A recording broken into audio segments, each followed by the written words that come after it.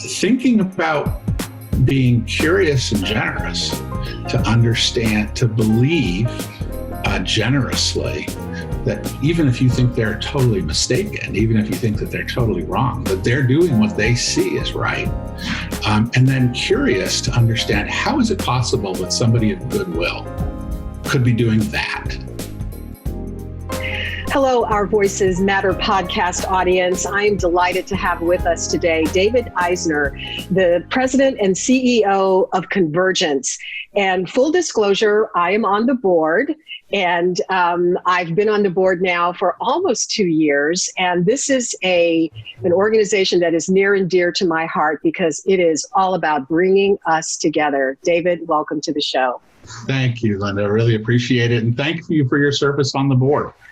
Well, you know, when I first was introduced to Convergence and met Rob Firsch, whom you just succeeded, Rob is one of the founders, one of the co-founders of Convergence, I was immediately taken by the mission, which is to bring people together from divergent points of view on extremely important issues that are of critical national importance, and trying to figure out how to bring folks together and identify solutions. What drew you to this work? Why did you join us at Convergence? I've always focused a lot on community building, whether in the corporate sector where I worked for America Online and then Time Warner, or when I ran AmeriCorps, which in America's National Service, or focused on the National Constitution Center, or working on a service organization, Repair the World. I've always thought that we have the opportunity, as Harris Wofford, one of my mentors, used to say, we can split the atom of civic power. And that requires bringing our communities to work together across differences. There are so many ways of doing that. I worked a lot on bringing people together to serve in my career. But there's this big problem that as a result of polarization and as a result of people not being able to overcome their differences enough to even have dialogues about what solutions we need to bring to our toughest, most intractable issues. Because of that polarization, we're not solving our challenges. And I thought that I've never seen a better set of solutions than those that Convergence is working on, and so I'm delighted to be a part of the team now. Well, you came in feet to the fire in the middle of a pandemic, and then shortly after there, massive protests on racial justice.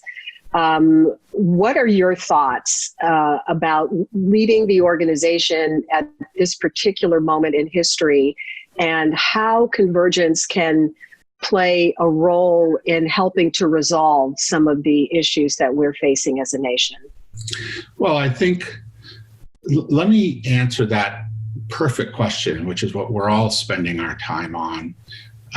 Let me answer that at three levels. At one level, this is just an indication that bringing people together to solve intractable issues has never been more important.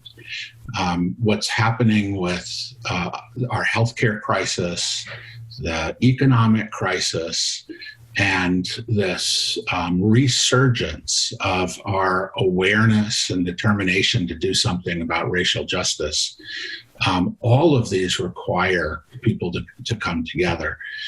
At another level, we at Convergence know that whether we're talking about healthcare, or we're talking about education, or we're talking about income and jobs, increasingly race is an element that has to be raised in those conversations.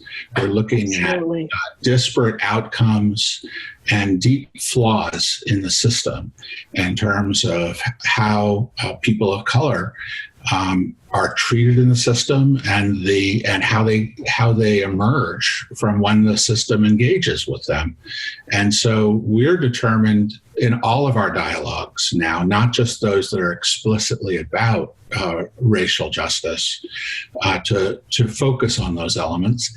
And then finally, at the third level, we know that as an organization, and you know this, Linda, as a board member, that we have work to do. We can work on our own pipelines. We can work on our program selection. We can work on our contracting. We can work on our staff inclusion. There's a lot of work as an organization that we can do to better position ourselves to be part of a solution and to be able to bring our community with us. Convergence has a very strong, amazing, supportive community that cares deeply about solving intractable problems. And it's up to us to make sure that one of the intractable problems that the whole community focuses on is racial justice. So before we talk about that specifically, I want to give people a little bit of a sense of how Convergence does its work. Sure. And maybe we could take one of the issues where we've brought people together and then have issued some sort of a paper or some recommendations. We've done a lot of work with Congress, working with the bipartisan committee in Congress. So you want to just give a little bit of a snapshot so that people understand who we bring to the table, how we work, and then what the outcomes are. Sure. So let me spend a little time talking about economic mobility, which about a year and a half ago, we issued a report called Working Up.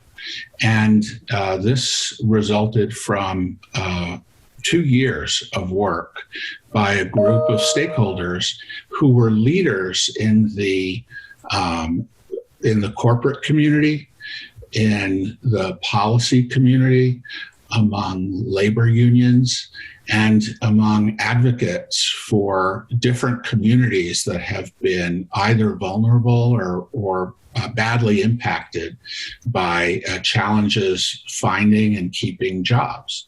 And typically these people would not be in a room together. I mean, no. In fact, most of these people, when they come together, they're specifically coming together because they can't work with each other. So most of them start off being very suspicious that they're not going to be able to work with each other, a little bit defensive and guarded that the other side may be there to take advantage of them. And the reason that the dialogue takes so long is most of the energy and effort goes into helping them understand each other's experiences and perspectives and figure out where they have common ground. That's the trust building piece. That is, because you got to start there. Yeah, you got to start with them being able to understand.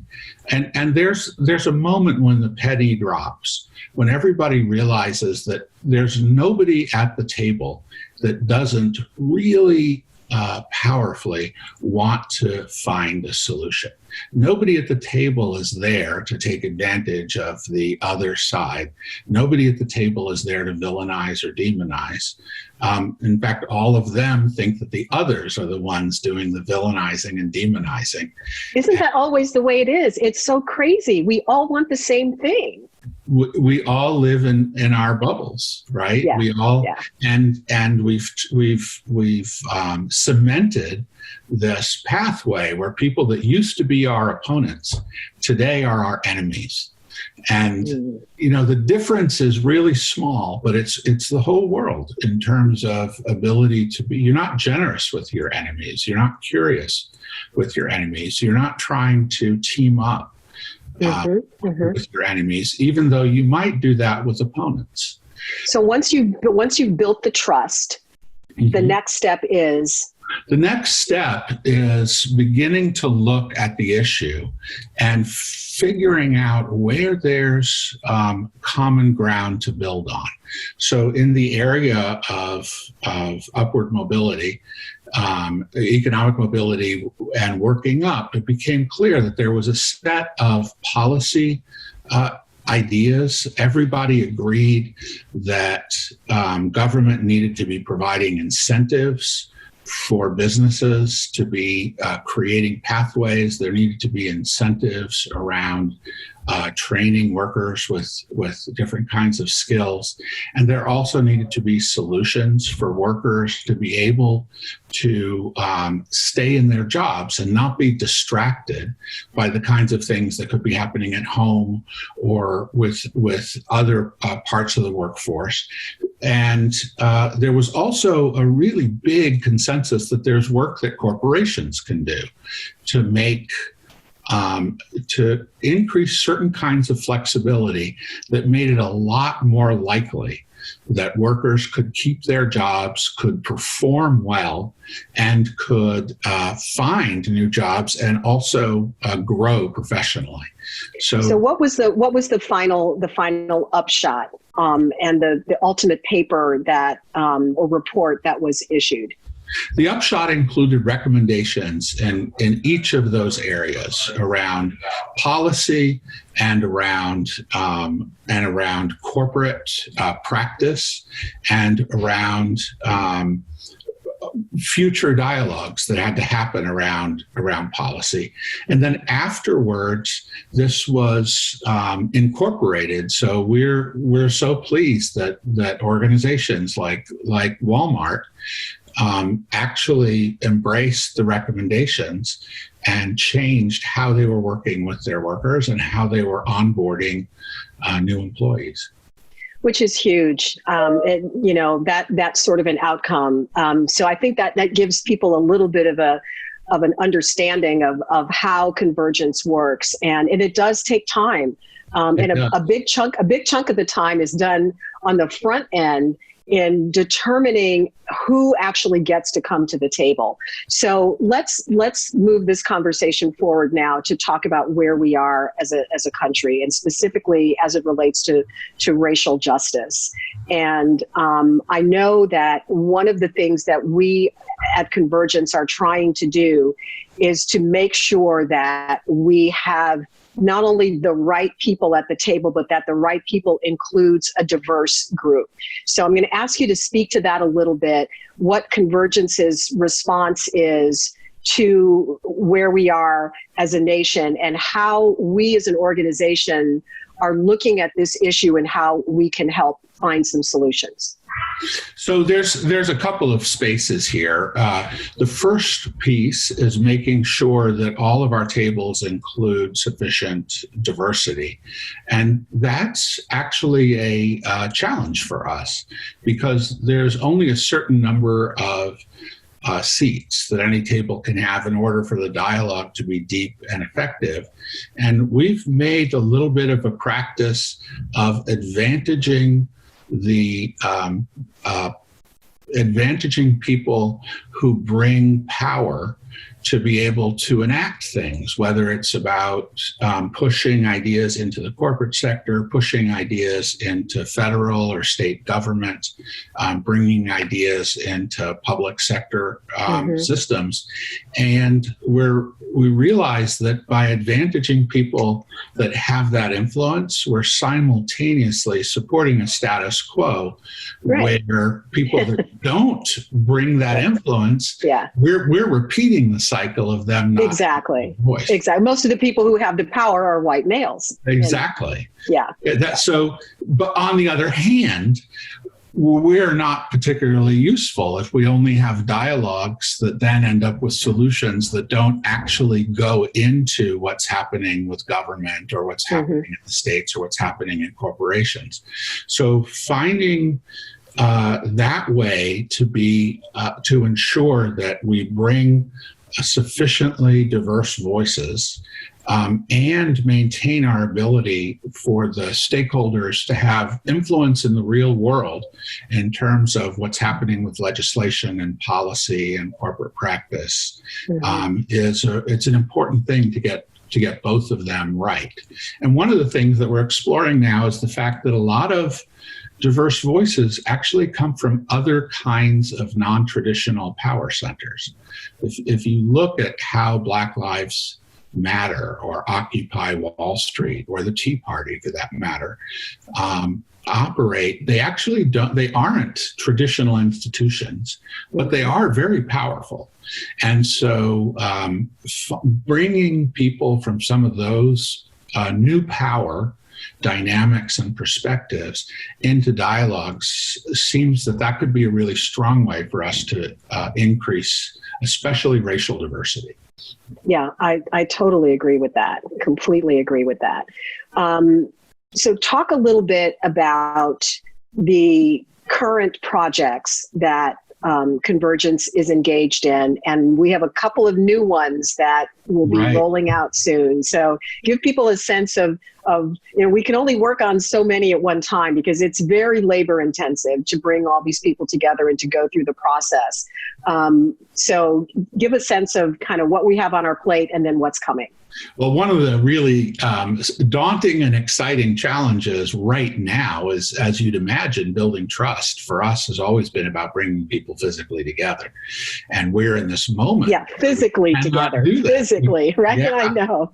And so figuring out the right way to use the digital environment to not just to negotiate, not just to mediate, and not just to hear each other's perspectives, but to actually build trust, the kind of stuff that often happens over coffee. That's a hard thing to do. So we took a little pause, and now we're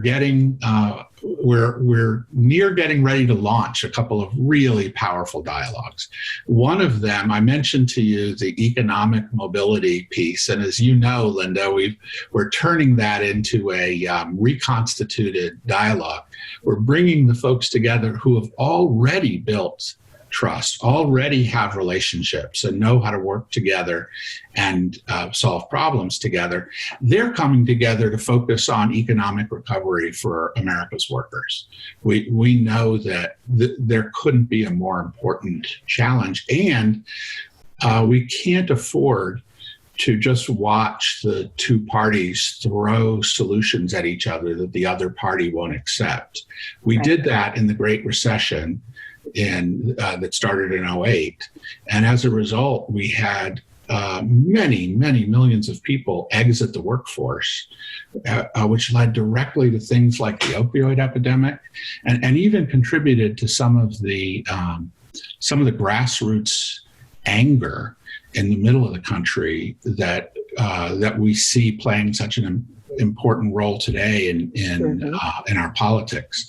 So we think that this economic recovery for America's workers can get some fast work done. And we're excited to be, this time it looks like we'll have, in addition to the policy side of the table and advocates for vulnerable communities and advocates for workers, we're going to have a lot of powerful corporate players who are actually in a position to do a lot of this hiring and who are able to set standards for how the industry moves. The other one is, Linda, that's really exciting is we're going to have a dialogue on guns. Now, I think that before the pandemic hit, we would have thought that bringing stakeholders together, and really a diverse set of stakeholders, people who advocate very forcefully and strongly on the interests of gun owners and gun rights, as well as advocates who've been forcefully advocating for limiting gun violence and for different kinds of management of gun ownership. We're bringing them together with experts and leaders that all sides trust, and we're beginning to hone in on this area about the kind of misuse of guns that can happen in homes. We know that 2/3 of gun deaths come from suicides. We also know that the most likely, a new gun owner is the most likely gun owner to commit suicide with a firearm. And we know that one of the largest growing demographics of new gun owners is African Americans. And so there's a real opportunity here to make an important difference. And I think all by itself, thinking about how we can significantly reduce the number of gun deaths in this country through the misuse of firearms in homes would be a huge step forward. But if we can also use this as an opportunity for building relationships and connections and a little bit of trust between these sides, and have everybody understand that the other side is not out to defeat them, right, but rather to pursue their own interests, we may be able to make progress on a whole bunch of other fronts in the guns related area. Well, I'm really excited about both of these new projects that we're undertaking, and a lot of time and thought went into deciding on these issues. And, people bring us issues all the time and say, tackle this, tackle that. And I mean, there's so many intractable issues that we're facing as a nation right now, and guns is certainly one of them. And, people can get dug in on one side, but this dialogue is not about gun rights. It's not about that. It's about as you were articulating, the misuse of firearms. And I don't think people realize or know that 2/3 of gun deaths are suicide. Right. Which is huge.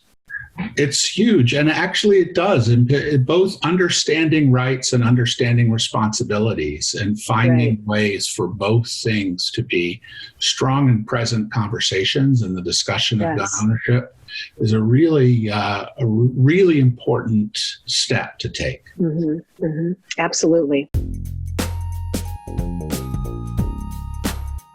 So many companies are stepping up to help their communities through this challenging time. And here in Texas, one of those companies is H-E-B. The grocery giant has shown time and again that it knows how to handle a crisis, which is why it was ready to jump into action when the scope of the COVID-19 pandemic became apparent. The company's efforts and expertise were highlighted in a recent Texas Monthly article, quoting here, "San Antonio-based H-E-B has been a steady presence amid the crisis. The company began limiting the amounts of certain products customers were able to purchase in early March, extended its sick leave policy, and implemented social distancing measures quickly, limited its hours to keep up with the needs of its stockers, added a coronavirus hotline for employees in need of assistance or information, and gave employees a temporary increase in mid-March. I've shopped at H-E-B from the moment they came to Houston almost 20 years ago. I'm proud to have them as a sponsor of this podcast. Thank you, H-E-B." So, what can people today, folks who are watching and listening to this, who are engaged in really courageous conversations right now about race and inequality and police brutality and so many other things related to our cultural fabric, what can you offer them as ways to converse with each other based upon what Convergence has been able to bring to the table successfully? What are the lessons learned from the Convergence method that people can use right now in their everyday lives as they are talking to people who are opposite to them? You know what I'm saying? Yes. Yeah. Mm-hmm. So we see opposites along so many different continua. There are people that have opposite ideologies. There are people in opposite or opposing parties. There's people who have identities where the identities feel in opposition to each other. And it's the most important thing that we're learning is it's a very, very small minority of people that bring ill will or that are trying to do something nefarious or trying to do something mean or cruel. And so I encourage folks when they're making sweeping statements about groups of people. So, for example, and I think the best way to think about this right now is in the context of the presidential election. There's a lot of ways that you could imagine casting aspersions on a candidate, on the sitting president, on Vice President Biden. But be really careful before you cast aspersions about everybody that's voting for them. I hear all the time say, anyone that's supporting President Trump is a blank.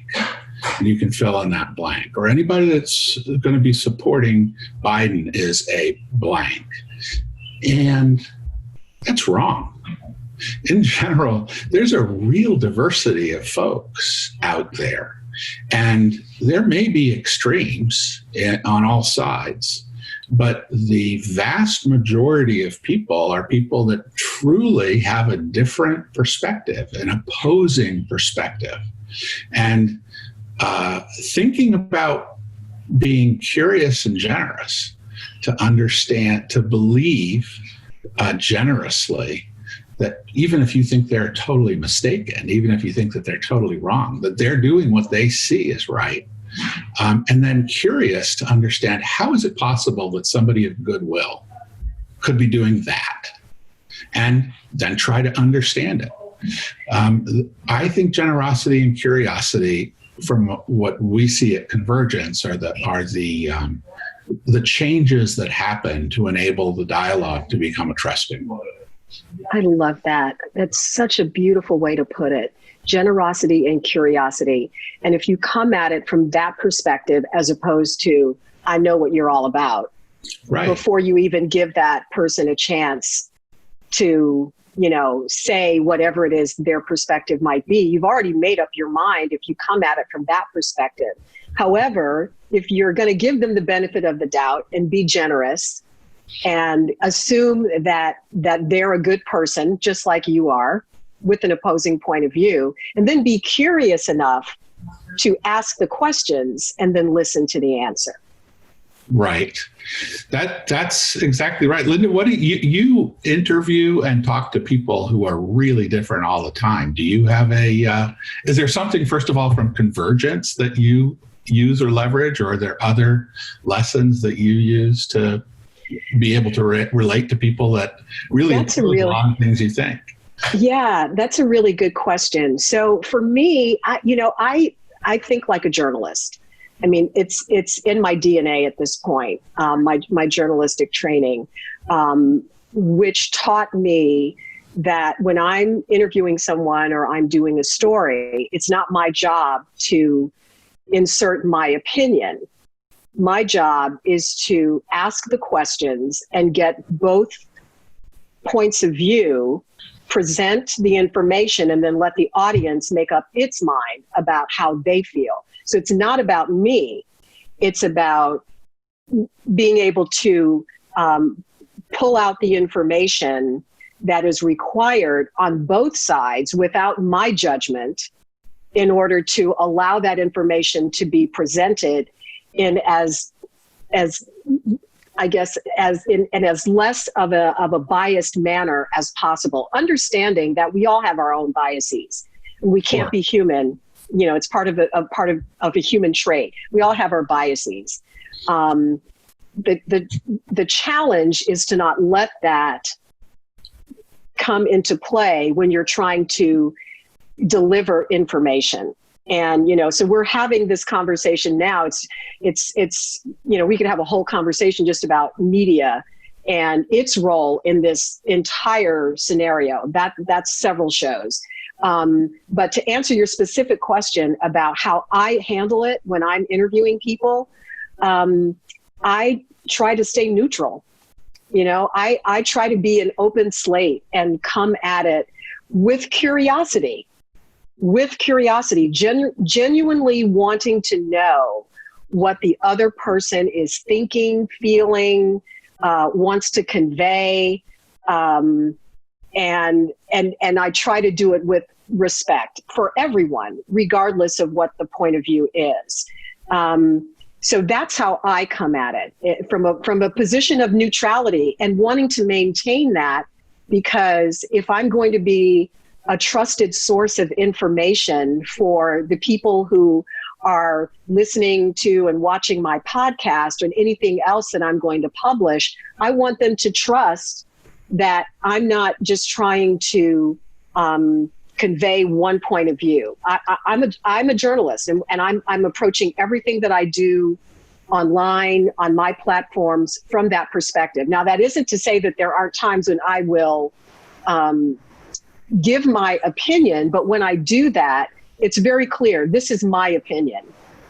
But I try to be respectful of all points of view, and that's how I come at it. And I'm sure that that's one of the reasons that people feel safe speaking with you, because of your reputation and their knowledge that regardless of what you think personally, you're going to be giving them a fair venue for them to air what they're thinking. And as you know, this is really one of the biggest challenges for Convergence, is that we have to maintain that neutrality and that balance in a really deep way, or we won't be a safe, fair venue. So, for example, we don't have a position on guns. We don't have a position on economic mobility or on healthcare. It was you'll recall, Linda, for our last board meeting, it was quite an interesting discussion about how we express our values around racial justice without, as a venue, losing the ability to bring people together. Because one of the more important pieces of this work is to help people find ways to come together around it. And it would be very easy to express an opinion that would make us maybe feel good, but would actually make it really hard for us to do the hard work we've got in front of us. Exactly. It's a delicate balance. And Convergence's approach to solving these issues and bringing people together is what attracted me to the organization in the first place. And I think there's never been a more critical moment in history for an organization like Convergence to do its work.